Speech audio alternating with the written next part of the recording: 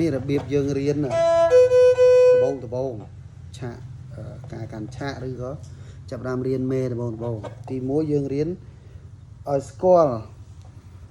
ណាអីសិនហ្នឹងអានេះគេហៅបលួតខ្សែឯកនៅក្រោមបលួតខ្សែកនៅលើនេះដងត្រឥឡូវសចិត្តអលានេះគេហៅជើងសេះហើយនេះគេហៅឆាកហើយនេះគេហៅយ៉ងហ្នឹងនេះគេហៅលលាត្ររៀនដឹងអញ្ចឹងណាហើយការដកឆាកអញ្ចឹងដែរទីថាឆាកយើងកំពុងនៅអញ្ចឹង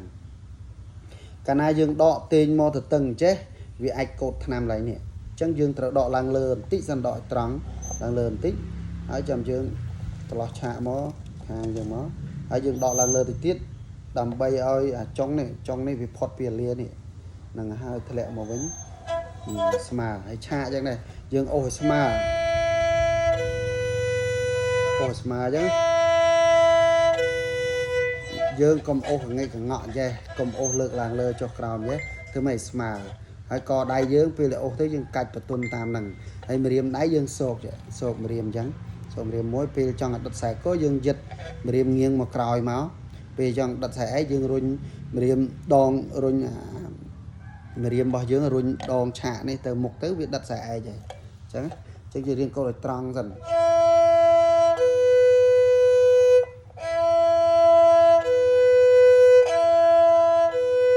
យើងរៀនអញ្ចឹងរយៈពេល1ថ្ងៃឬ2ថ្ងៃឬមួយអាទិត្យឲ្យស្ទាត់ឲ្យចេះអូសឲ្យស្ទាត់កាលណាយើងអត់ចេះអូសវាអូសអត់លឺដាច់ស្រឡះអញ្ចឹងនេះទីថាកអែកពេលយើងអត់ចេះយើងអូសទៅកវិចកវក់ឆាកអូសអត់ត្រង់មកវាអាចលឺខ្សែទាំងពីរហ្នឹងវាអត់លឺលះលឺដាច់ថាចង់ឲ្យលឺខ្សែកលឺខ្សែកលឺខ្សែឯកតែយើងចកត់ឆាកពេកក៏វាអាចស្អកដែរនេះយើងចកត់ឆាកនេះយើងអាហ្នឹងយើងចកត់ឆាកមកក្រោយពេកវាអាចលឺស្អាតស្អអញ្ចឹងទៅយើងចកត់ពេកក៏អត់ដែរអញ្ចឹងយើងកុំចកត់ពេកថ្នមល្មមចកត់ខ្លះយឺតខ្លះអស់ណាឲ្យធ្វើម៉េចមកដិតខ្សែមកបានហើយសម្រាប់កែងដៃយើងលើកម៉ាស់ឡើងលើអញ្ចឹងមកហើយពោះចុងដៃយើងតម្លាក់ចុះក្រោមបន្តិចឲ្យវាសមកាលណាយើងកោតនៅចេះវាអត់សមទេយើងតម្លាក់បន្តិចបានសមហ្នឹងហើយចន្លោះដៃឲ្យប្រហោងប្រហែល1ម្រាមដៃអញ្ចឹងមកគឺវាអត់ភ្លាវទេពូត្រួយជាឧបករណ៍មួយដែលអត់ខ្ទង់អញ្ចឹងបើយើងមិនចេះចងចាំអាហ្នឹងទេវាអាចភ្លាវម្ដងយើងដាក់ចិត្តគ្នាម្ដងយើងដាក់ឆ្ងាយម្ដងដាក់អីអញ្ចឹងមកវាអាចភ្លាវពេលណាយើងកោតអញ្ចឹងហើយអាហ្នឹងគឺយើងចាប់ដើមចេះស្ទាត់អូសយ៉ាងហើយបានយើងចាប់ដើមរៀនចាប់ម្ដងមួយជួខ្សែកជួខាងបលួតលើនេះជួខ្សែកបានន័យថាយើងរុញឆាកហ្នឹងមកក្រោយណាជួខ្សែកចាប់ដើម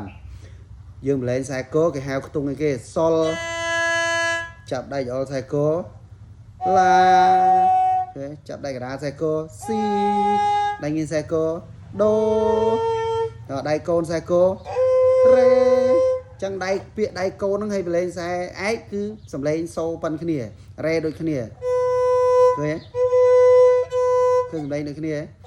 អញ្ចឹងយើងយកដៃកូនបានយើងបលែងខ្សែឯកក៏បានហ្នឹងខ្សែឯករេចាប់ដៃចោលខ្សែឯកមីចាប់ដៃកណ្ដាលខ្សែឯកហ្វាដៃងាងខ្សែឯកសុលអានេះជួខ្សែឯកវិញដៃកូនខ្សែឯកឡាយើងសាងដៃវិញ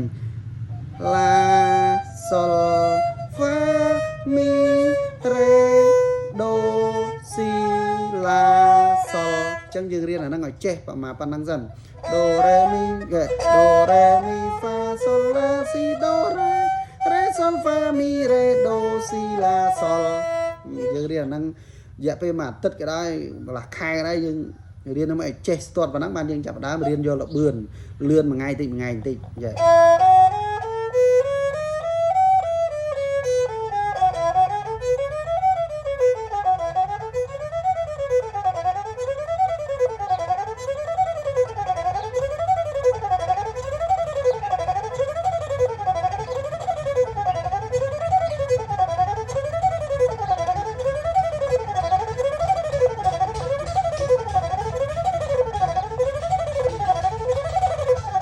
ពេលណាយើងរៀនចេះស្ទាត់ទៅគឺគេអូសតែចុងឆាកតិចទេហ្នឹងហើយអញ្ចឹងទៅគឺបានញាប់ហើយ ហ្នឹងហើយអរគុណបងដែលសំណពរឲ្យខ្ញុំធ្វើលំអិតពីមេ1ហើយនឹងអូស1ចាប់1បាទអរគុណ5នាទី7